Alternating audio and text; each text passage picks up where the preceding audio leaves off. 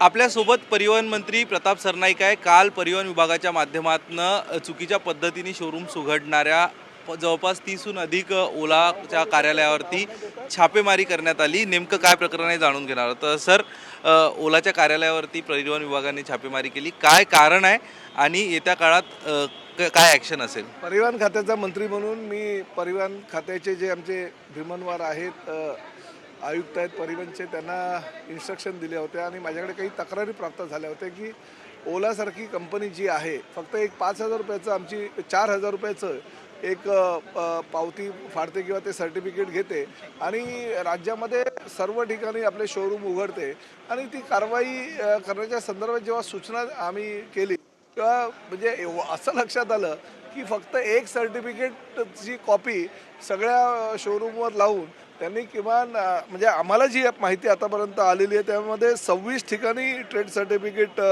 आम्ही डीलर जे आहेत त्यांच्यावर कारवाई केलेली आहे. त्यांची वाहनं आम्ही जप्त केलेली आहे जवळजवळ 34 आणि दंडवसुली अद्यापर्यंत झाली नसेल तरी खूप मोठ्या प्रमाणात दंडवसुली ही केली जाईल. कुठल्याही संस्थेनं असं समजता कामा नये. शेवटी ही राज्याची संपत्तीचा जो महसूल आमचा असतो तो महसूल बुडवण्याचं काम अशा जर कंपन्या करतात, एका ॲपच्याद्वारे तुम्ही राज्यामध्ये येऊन व्यवसाय करता आणि व्यवसाय करत असताना जी RTOची परमिशन तुम्हाला घ्यावी लागते ती एकदा फक्त घेता आणि एका सर्टिफिकेटच्या आधारे जर तुम्ही 100-200 ठिकाणी जर शोरूम उघडत असाल तर हे कायदेशीर फार चुकीचं आहे. फक्त महसूल छापे मारून आता सील करण्यात आले. नाही, छापेमारी मी फार कडक धोरण स्वीकारणार आहे त्यांचं. तर जर यांनी ही कारवाई जी आहे ती आता फक्त एवढ्यावर थांबणार नाही, वाहनं जप्त करून आम्ही थांबणार नाही, दंड वसूल करून आम्ही थांबणार नाही, तर त्यांच्यावर अजून काही IPC अंतर्गत सुद्धा कारवाई करता येते का ते आम्ही बघणार. जर ते IPC अंतर्गत कारवाई करायची असेल तर जेलमध्ये सुद्धा टाकायला कमी करणार नाही, कारण राज्याचा महसूल हे बुडवलं आहे आणि किती वर्षापासून बुडवलं आहे हे पण आता बघावं लागणार आहे.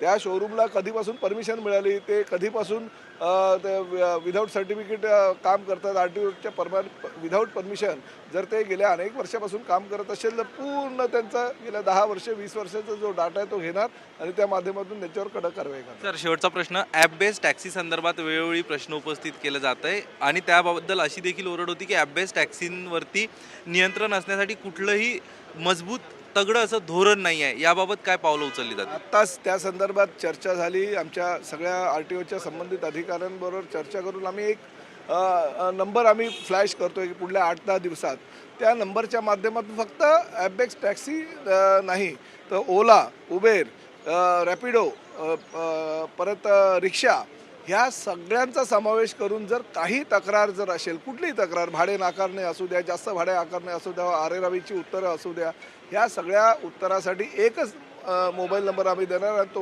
मोबाईल नंबर फ्लॅश करणार जेणेकरून त्या तक्रारी आल्यावर ताबडतोब त्या जो प्रवाशाची तक्रार ऐकून घेऊन ताबडतोब त्या गाडीवर कारवाई करणार.